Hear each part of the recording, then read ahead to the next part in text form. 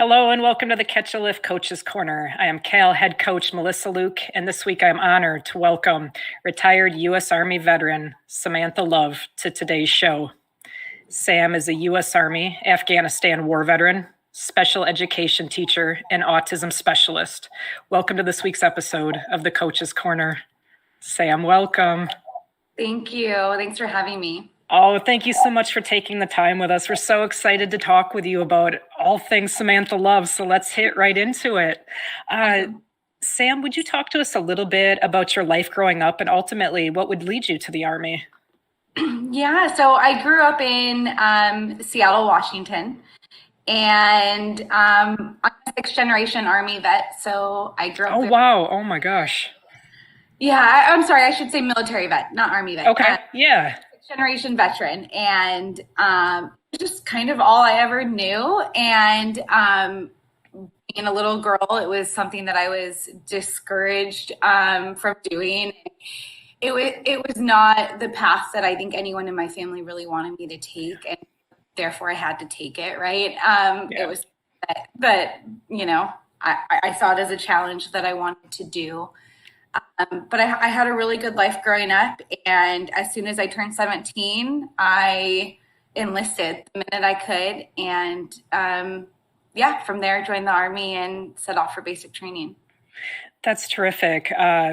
What did it mean for you, once you had graduated basic, like you said, you had this strong family history of, generations of veterans, and, you were kind of discouraged from it, but you went and did it, graduated basic. What did that feel like for you? It felt really good. Yeah. I was the first female in my family to join. That's awesome. And so for me, it just felt like I was doing something that as a little girl, I told myself I would do. And every time I brought it up as a kid, other options were presented to me, right? I could be a lawyer because I'm so good at arguing. I could be an athlete. I could be anything I wanted to be, but please, for the love of God, don't join the military, right? Other people had done it so that I wouldn't have to. Right. But that wasn't my mentality. So it felt really good to graduate and kind of, show everyone that I could do it too. Heck yeah, that's awesome. Oh my gosh, I love that story. Thank you for sharing that with us. Yeah. Would you talk to us about what did you go in as for your military occupational specialty?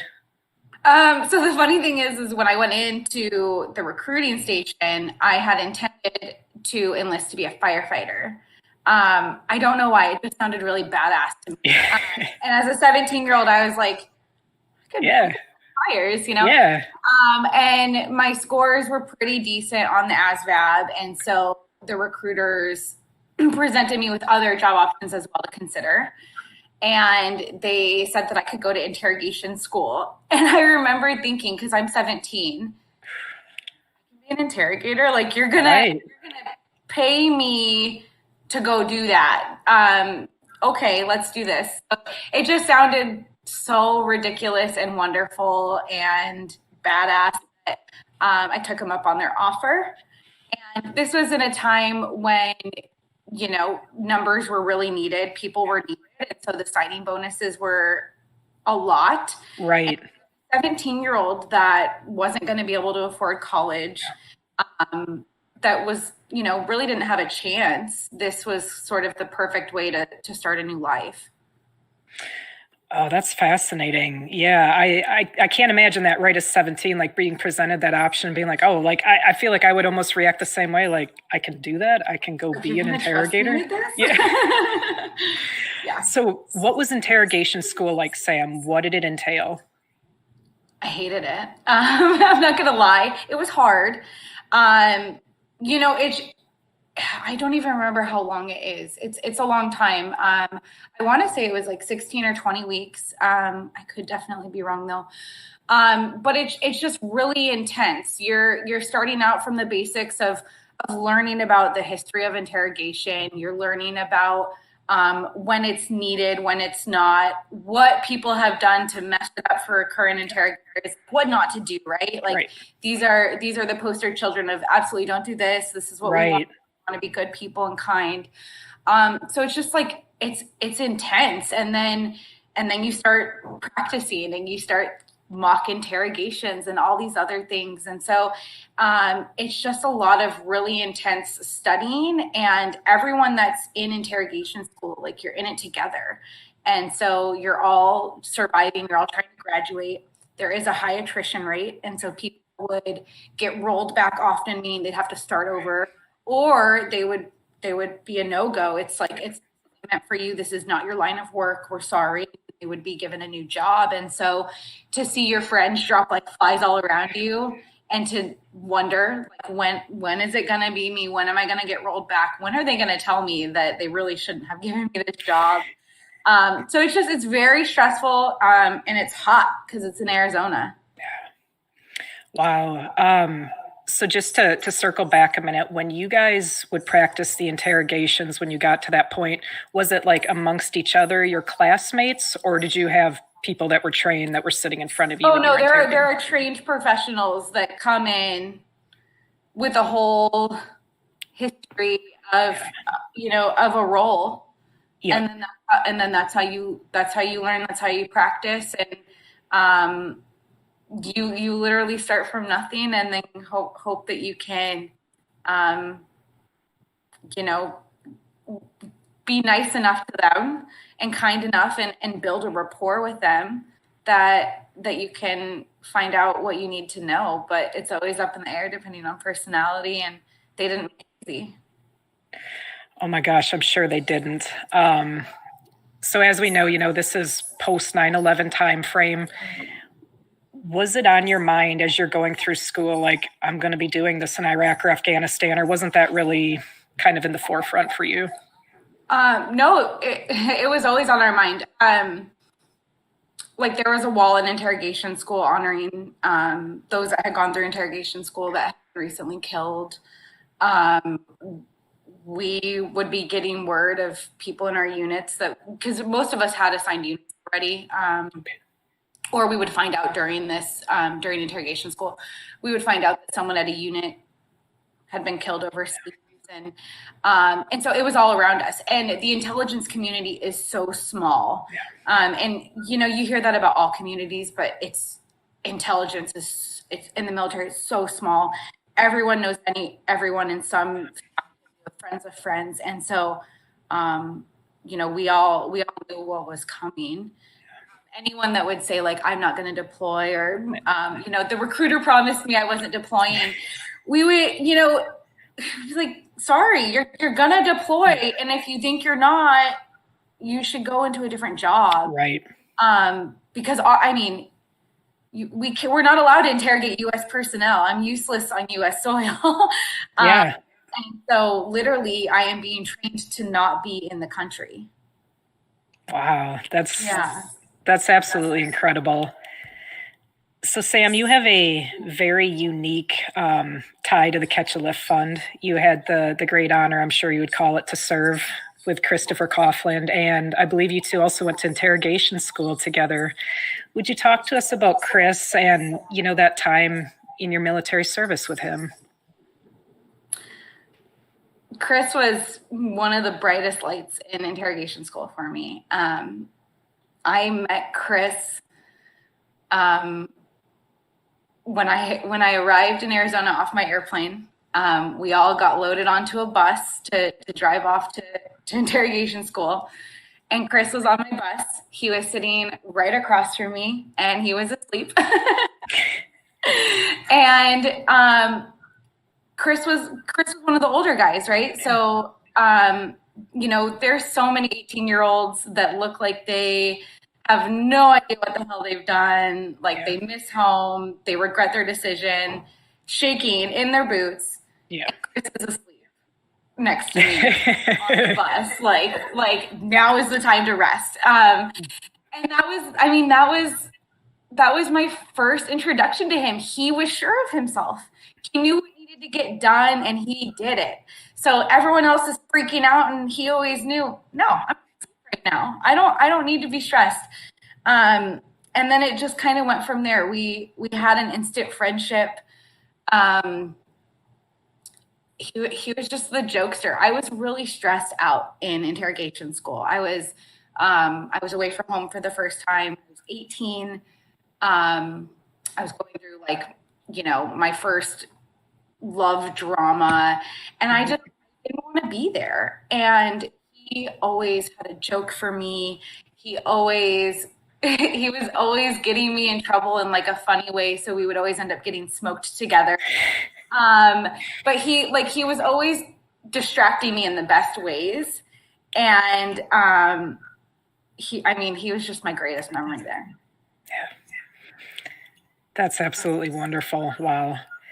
Thank you for sharing with us about Chris. We love hearing about him so much and the different stories about him. I was thinking this morning, and I told my husband, I've had the great honor now, if I counted right, of getting to interview 4 different people that have served with Chris. And it's just remarkable listening to the stories. So thank you. My greatest memory with him is we were standing in formation and I was on my phone, which I should not have been. Like I was like, and this is a long time ago. So phones were big and ugly and very noticeable, right?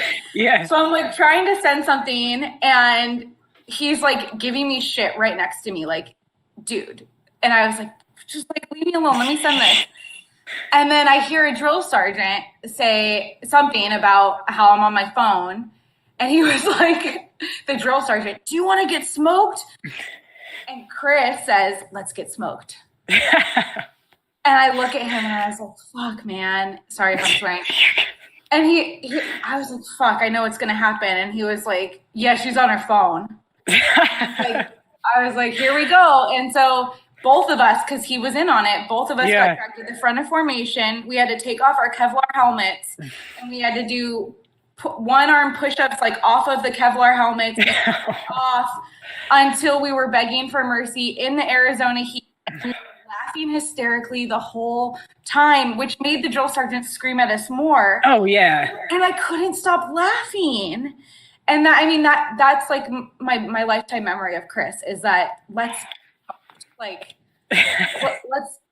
we all need fitness. Like let's get smoked. Let's do this, man. And like to this day, I'm like, I was so mad at him in that moment, but I was laughing hysterically and it was a forever memory. I will never forget that. And so that's just Chris. Let's get smoked. Like, let's fucking do this. Oh my gosh. That is terrific. I love it. Yeah. Oh man. Sam, would you talk to us a bit about your Afghanistan deployment and what that was like for you? Yeah. So I actually, I had a weird role when I deployed. I went over as a contractor, but I was also still in the reserves. And so I did reserve drill time over there. So whether you call it I served overseas or I deployed, it's sort of a mixed bag because I was in both capacities over there. Right. But I went on a contract as an interrogator. So I also learned Persian Farsi when I was in the Army. And so that was very useful for me when I was over there. So my job was to conduct interrogations. And while I was in Afghanistan, that was when there was just a lot of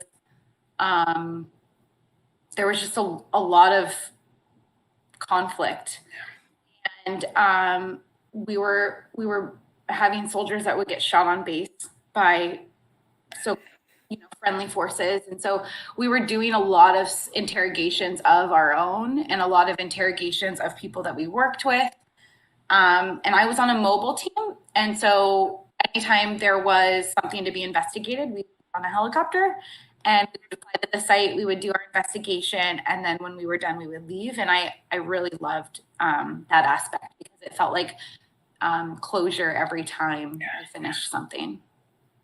Wow, I would imagine that has to be like a great way to kind of look back at it, the fact that you were able to get closure at these different points. Yeah. And going after Chris, I was convinced I wasn't going to come home. I felt like it was my turn, right? And knowing that Chris didn't make it back, it kind of gave me a push. I wrote letters to all my family, like, unless I die. I had all my plans laid out. But I went there truly, fully expecting not to come back. And I mean, I don't know how now when I think about it, but I was okay with it then. Like I was very accepting of that. And looking back, I'm like, wow, Yeah. that sucked. Yeah. Yeah. What was it like for you, Sam, coming home? Like you just told us, when you were in Afghanistan, you fully expected not to make it home. So you did. You came back to US soil. Talk to us about that transition from that environment. I was a mess. I will say that I've heard it's improved, but at the time, the transition process was not great when you came home. And so, like, literally, 1 minute I'm in Afghanistan, 48 hours later, I'm in my mom's apartment. And, like, it's just weird. I would be driving down the freeway, and I remember seeing the drive home from the airport, I remember seeing litter on the side of the freeway, and like, Yeah. freaked out. And I was like, oh shit, I messed up. And it didn't occur to me until that point that like I obviously know about PTSD. I was very aware of it, but in that moment I was like, oh, it's me. Like, so it sucked. I drank too much. I couldn't maintain healthy relationships because I didn't have a desire to. It was just a weird, hard process to figure out, like, what is my new life? What is my new normal? And having been a reservist, I didn't get to go back to doing what I wanted to do, active duty type stuff. It was like, okay, now I have to get a job and I have to interact with people that have no idea what I've been through. And they probably think I'm just like a rude, weird person when in reality, trying to function on a daily basis. And so, I mean, it sucked. It was awful. I got through it with a lot of really great support, and I'm thankful, but, being 10 years detached from that, it's easy to see how coming home can be like the start of some really awful stuff for a lot of soldiers. Oh, for sure. For sure. I agree with that wholeheartedly. And so I wasn't a reservist myself, but I was National Guard. So very similar, obviously. And the transition home, the same type of thing. I think the biggest shock in the whole thing for me, like I was a HET driver. So I did convoys my entire tour in Iraq. And so going from that very high speed environment, very amped up all the time, coming home, going back to just a drilling status one weekend a month, and literally being away now from my unit and everybody, that was extremely hard to deal with, and something they never talked to us about, and it definitely was not something I was prepared for.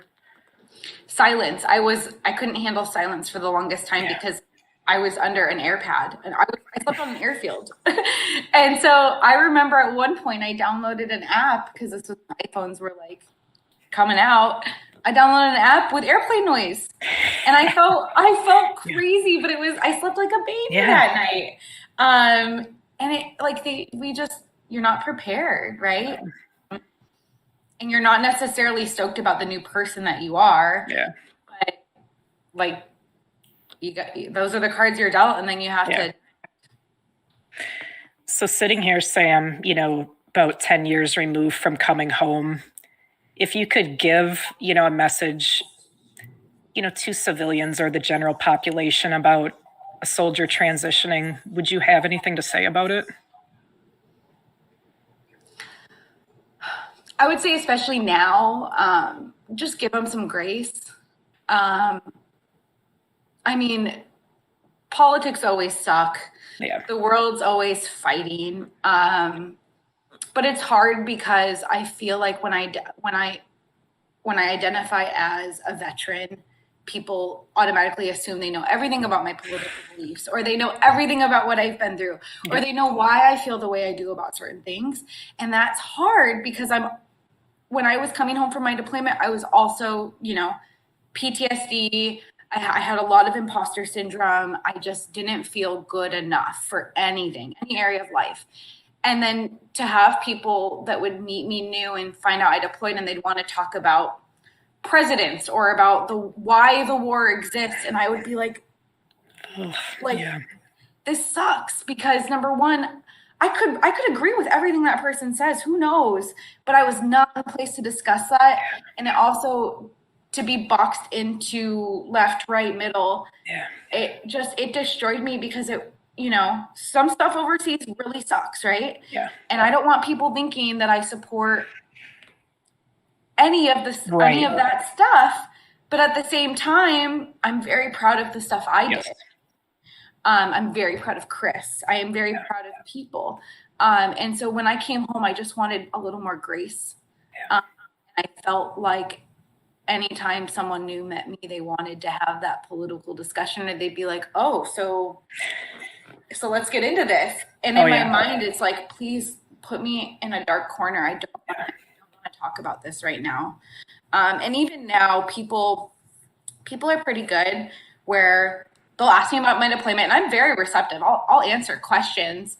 I don't want to be interrogated, right? And so it's really just all about how you go about it and the grace that you show the person that you're having a conversation with. No, that's absolutely perfect. That's everything, right? Yeah. Yeah. And it makes me feel just tremendously worse for like the Vietnam vets. And, I feel like every deployment maybe gets a little easier for military, who knows, but I just my heart aches for people that have been through so much shit, and then they're called a bad person, or or people say like, you're a murderer, and they could have literally been on a base the whole time and not murdered someone. And so it sucks. And I feel for everyone that's been through it, because no matter what their beliefs are, I ache for them. Yeah. Sam, so you would have some other difficult stuff happen fairly soon after coming home. Would you talk to us about what would ultimately lead to your retirement? Yeah, so I was diagnosed with multiple sclerosis while I was in the Army. And the paperwork had been started when I deployed.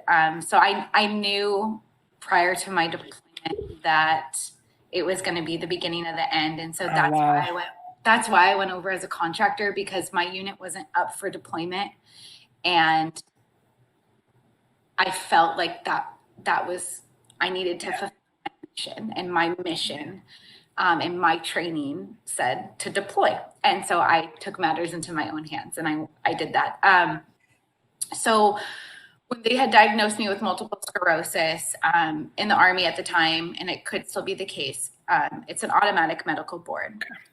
And a lot of people in the Army, if something comes up and they need to get out, that's fine. The Army will take care of it, and it's not a big deal. It was not fine for me. And so I, as much as I could, I appealed twice their ruling based on my physical fitness abilities, based, my lack of symptoms. Like, yes, I had multiple sclerosis. Yes, it was identified, but I was fine. Right. And so I appealed it as much as I could. I took it to the highest ranks I possibly could. And they were very gracious, and they retired me. But it was awful, because I had planned on for life. And so 4 years, like when people ask me how long I was in and I say 4 years, it destroys me every time I say it, because that was not, it wasn't a contract and then I got out. I was out then. And so, it happened really fast. It was very unexpected. I was extremely bitter for a really long time about it. But I've really accepted that it enabled me to do a lot of other good stuff. But I wasn't stoked about it. Yeah. Sam, first of all, truly thank you so much for your service to our great country, and just for being a terrific American. After, like you said, you had already had the diagnosis, you knew when you deployed, but, coming back once, you were retired and everything, how did you decide that you wanted to continue in a position of service and become a special education teacher? So I'll be honest, I spent my first 2 weeks home very inebriated. Just like I had no coping skills, right? Yeah. And so I get that. 2 weeks in, I was staying with my mom. My mom came in the room and she was like, "Okay, you're done. Like, time's up. I gave you a good solid 2 weeks to have your pity party.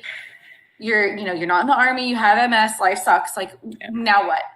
And that was what I needed. And she reminded me that I've always had a soft spot for those with special needs and for serving others. I mean, my purpose is to serve in life. If I'm not helping somebody, I don't feel adequate. So she told me to try being like a counselor for a summer camp for kids with autism. And she knew a friend that was running it. And so I started working at that summer camp, and I realized that I adored children with autism. I adored children with special needs. And I have no patience in any aspect of my life except for, with these kids. Yeah. And so that spurred me to get my master's degree in education with an endorsement in special education. And so I'm a certified teacher. I can teach any grade, K through 8, but I'm also able to teach kids with special needs, K through 12. It's absolutely terrific, Sam. Thank you. So I want to transition here a little bit and kind of talk about some fitness related stuff. Like I said at the beginning, you have, a very special connection to Catch a Lift, obviously, for reason number one. You went to school with Chris, interrogation school and everything. You knew him well, but also you were the reason we have the Coughlin WAD. Like, holy cow, that's crazy to say. To hear. I mean, it is though. And I could say a lot about it, and we'll get into some of that other stuff, what the Coughlin, WAD is and does, but how did this come about? How did this even come into your mind as something you wanted to do or pursue? So Chris's death did a number on me. He was killed on my birthday. And so every year on my birthday, I didn't celebrate it. It was just like, It was awful. And I was close to him. And so it sucked because it wasn't just like a friend of a friend, which is still, but like, it really hit me to my core every year. And I thought about him all the time. And a couple years after having my son, I started doing CrossFit. I drank the Kool-Aid. I went one day and was like, I'm doing it once and never again. And then, had a year membership very shortly after. And so I started getting really into CrossFit. I was stoked about what it was doing for my mental health, about what it was doing for my physical health, improving all aspects of my life. It was the closest thing I had ever found to military style PT, with the camaraderie, with just like the pushing yourself to your absolute limits. Yeah. I was so thrilled to be in an environment like that after so long. And I think, within a few months I did Murph, and that's when I learned about Hero WADs. And I was deep down the rabbit hole one night, and I saw that you could submit a request on CrossFit headquarters website to have a Hero WAD made in honor of someone that died in service. And so I saw it, and Lynn Coughlin and I had spoken periodically since Chris's death. And so I shot Lynn a message and I said, hey, you can say no. You can say I'm like way out of my bounds, but I want to recommend him for a Hero WAD. I'll do all the work, but do I have your permission? Like, is this something that you would want? Right. And she was like, hell yeah, go for it. So she was like, full speed ahead, do anything you need and I will support you. And so I was like, cool. It's probably not going to happen, but cool. So I submitted his info, and a few months later, headquarters emailed me back, and they wanted all sorts of stuff. They wanted like proof that he did CrossFit, proof that he worked out, like all this stuff. And Chris wasn't big on social media. This was before Instagram. And so coming up with proof that Chris was as athletic as we thought was pretty hard at the headquarters, but we did it. Lynn sent me like a notebook of all the workouts he would program in his little notebook. It was such a beautiful time for her and I. So we proved it to headquarters, and they wrote me back and they said, we want to release the WAD on the anniversary of his death. I broke down because they didn't know that that's my birthday, right? Yeah. They don't know that that's the day that I can't exist. And so I was like, oh my God, this could be so healing, which is selfish, like healing for me. But I was just excited to find a way to celebrate him instead of mourn him. Yeah. And so about a week before they announced it, I sent them an email and I'm like, so what's the workout? Like, let's talk about this. Can we do, death by burpees, something that I would do. And they said that they weren't going to tell me and that they would let me know, I think the night before the release, but that I wouldn't say in the workout. So when people ask me and they're like, what the hell were you thinking? I'm like, I wasn't thinking. It was all headquarters. I don't know how they came up with that workout, but also Chris would have freaking loved that because it's so awful. It's so miserable. He would have loved it. And so it ended up working out so very well. And they announced it on the anniversary of his death. My CrossFit gym did it in honor of him that first year. And my CrossFit gym has done it every year since then, on the anniversary. And so everyone I know in my community knows about Chris. Everyone I know in my community supports me on that day and supports him and Catch a Lift on that day. And so it's just sort of a beautiful new way to honor him. And every year I'm like so angry doing that workout because it is really awful. And I always do it in a vest. And every year I'm like, this is what he would want. He would want me suffering and like thinking for sure him. And he would be laughing and loud cursing and telling me to work harder. And so it's really like the best thing that could have happened, but I wasn't expecting it to be any of this. Yeah. Sam, would you walk us through what the Coughlin WOD is? Yeah. So it is a hang from a pull-up bar for 6 minutes of time. And every time you drop from the bar, you have to run 800 meters and do 30 push-ups. So some people try to go all out and see how long they can hang for that first time. Other people will try to space it out. I always wear a weight vest and I try to hang on for dear life as long as I can that first round, because once I let go, it's really ugly. But it's brutal. It is so brutal. And I love it that you say that and confirm it, that Chris would love it just because of the so much suck factor of it. Because I've done the Coughlin WOD one time, the year that it debuted out. And it was suck from moment one till the very end. And that's what I found too. After, I went all out and tried to, hang as long as I could. And I remember dropping, and did the run and push-ups and whatnot. But then having to get back on the bar, it goes south quick there. It goes, and then your grip goes to heck, right? Yep. And I'm actually curious to see if Beyond the Whiteboard has a record for Coughlin right now.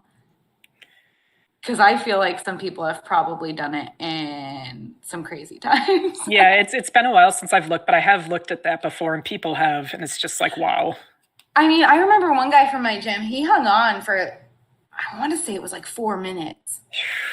And I was just blown away. And then in my mind, every year after I do it, I'm like, okay, I'm going to work on my grip strength all year long. I'm going to hang from a bar for 1 minute a day. And next year I'm going to just try this workout. And then life happens and it doesn't work out. But one of these years, I'm going to get it.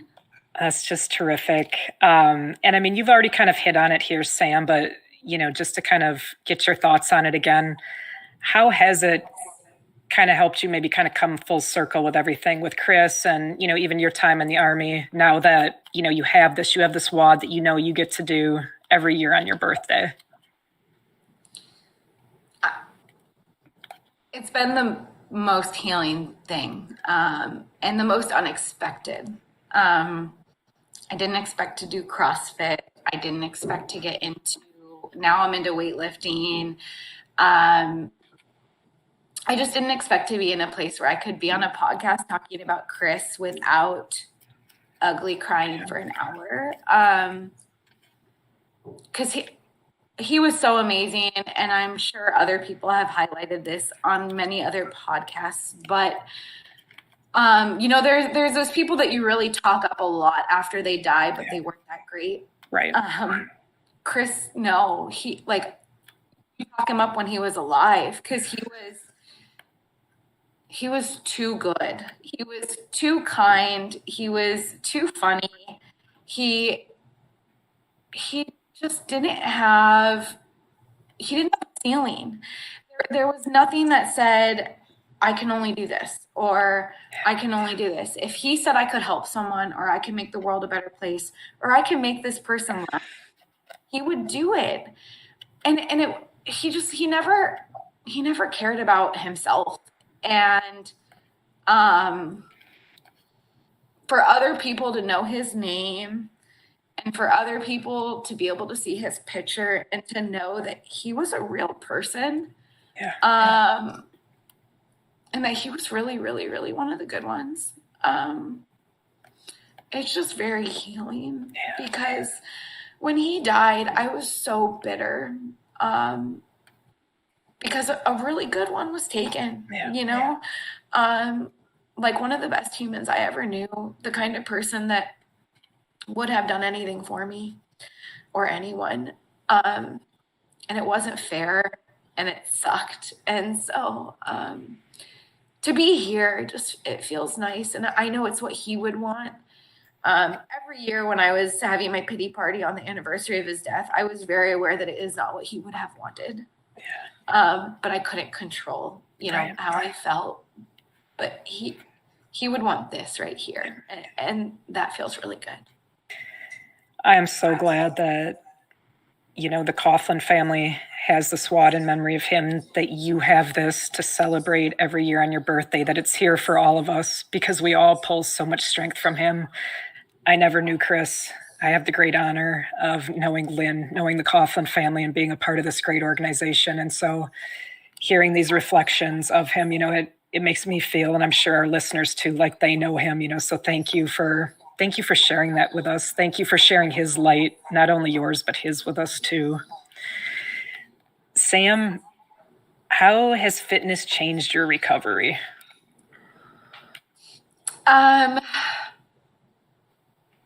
Fitness has changed everything for me. When you have multiple sclerosis, they tell you you're going to be in a wheelchair, you're not going to be talking, your life's just going to be awful. And so far, that's not true for me. I did CrossFit for a very long time. I recently made the switch to competitive weightlifting. Nice. And I'm in remission. I'm not on any medications. I was on 30 pills a day. They were recommending chemotherapy. Oh my gosh. And because they just say tackle it aggressively so that you aren't in a wheelchair at 50. Right. But that's also because people don't take care of themselves. And so I have a very solid diet. I have just an amazing fitness routine. And I listen to my body. And I'm not saying that, my MS isn't going to progress, because I think that would be naive. But so far, I've learned that the healthier I am on the outside, so far it's been stable. And I've never been more fit. Even when I was in the Army, I was definitely not this fit. I've never been able to lift heavier. I've never been able to run longer. And I feel awesome. And so honestly, I do forget that I have MS a lot. I don't advertise it. It's not in my Instagram bio. And then sometimes it'll come up and someone will be like, what? And it's like, oh, I definitely was not keeping it from you, but I forgot. And that's kind of cool. It's really nice to really forget that I have it. That's incredible. And 10 years ago, it was all I thought about all day long. And so because of fitness, because of CrossFit, because of weightlifting, because of activity and honestly camaraderie, I've been able to feel like I could go another 10 or 20 years before I have to have any serious convo with a neurologist. And that's incredible. That's remarkable. I'm so very happy to hear that. And fitness for the win yet again, right? Fitness, nutrition, taking care of your body. Yeah. Incredible. And sleep. Please, everyone, sleep. We always need that reminder too. Yeah.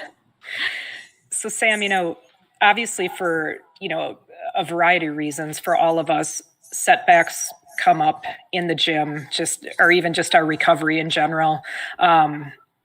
How do you stay in kind of a positive space and move through those times, going from a low valley kind of back up to a peak? How do you get through it? I mean, my favorite word is adapt. And I just tell myself I can adapt. Everything is adaptable. Everything can be modified. And that's hard because I'm very competitive and I am a bit of a perfectionist when it comes to the standards I set for myself. And so if I have an injury or if I'm not feeling well, it can feel like the end of the world in the gym or the end of the world for my life. Oh, yeah. But everything is adaptable. So if my leg is injured, I work upper body. If I'm exhausted, I take a nap. So even if it's not in the plan, I adapt to still make it doable. It doesn't have to be all or nothing. And so I just adapt. I adapt the heck out of everything I do at any time. And then I still end up more ahead than if I would have just been like, oh, can't do it. This sucks. Yep. Throw the bag in. Yep. Yeah. And so I have a lot of veteran friends. I have adaptive athletes friends that have various injuries.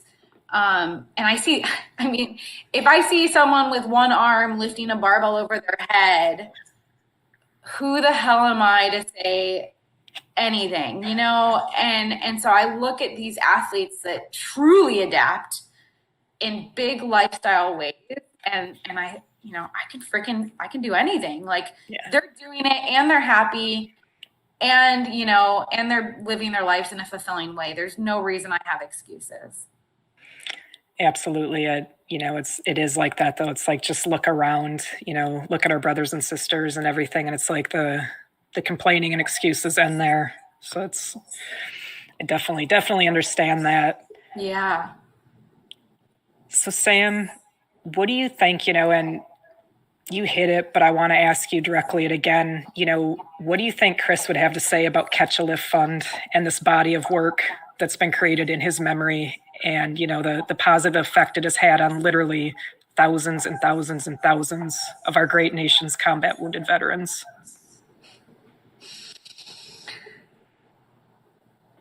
I just think he would just be mind blown. I think he would say, wow. I think he'd be a little irritated that I named a workout after him because it's just more attention on him that he wouldn't necessarily want. But then to know about everything that's come from this workout named after him, I think he would be blown away. I think he would be that guy trying to hang from the bar for 6 minutes. But for him to know that veterans have been saved in his memory, for him to know that veterans have had a better quality of life in his memory, I think he would be blown away and so grateful. And he would have some ridiculous smart ass joke for me. And I just wish I knew what it was because it would be wonderful to hear. But I think he would be pretty stoked about it. Sam, I have one last question I want to ask you here today. So again, knowing Chris, what does it mean to you to be Cal Strong? Am I allowed to swear? Yeah, hit it. He would just say, get it done, get shit done, fucking do it. So if you're Catch a Lift Strong, you're fucking doing it. Like, you're doing the thing, you're showing up, and you're adapting. Yeah. But to Chris, you just fucking do it. Yeah. I like it. Yeah. Sam, thank you so very much again for your service to our great country. Thank you for continuing to give back to our country and your community in so many ways, Thank you for sharing your reflections of Chris today. They mean a lot to all of us. Thank you. Thank you for having me. I'm always willing to talk about Chris to anyone that wants to talk about him. And I'm just so honored that 10 years later, 10 years after my deployment, has it been almost 12 years? 12 years, that we're still talking about him, that we're honoring him. It just feels good because he was the kind of person that deserves. And so I'm just honored to be here, and I'm very grateful that you had me today. The honor is all ours, Sam. That's it for this week's episode of the Coach's Corner. We will return next Wednesday at 1 Eastern Time with another episode. Thank you again, Sam, for sharing your story and light with us all today. Thank you to ClearBridge for your continued support of all things Catch a Lift. Thank you, Lynn Coughlin, Henry Pomper, and Kaylee Nassiri for all of the work you do to make this podcast continually possible for us all to hear. And thank you to the entire Catch Lift team. Until next week, keep it real and stay Cal strong.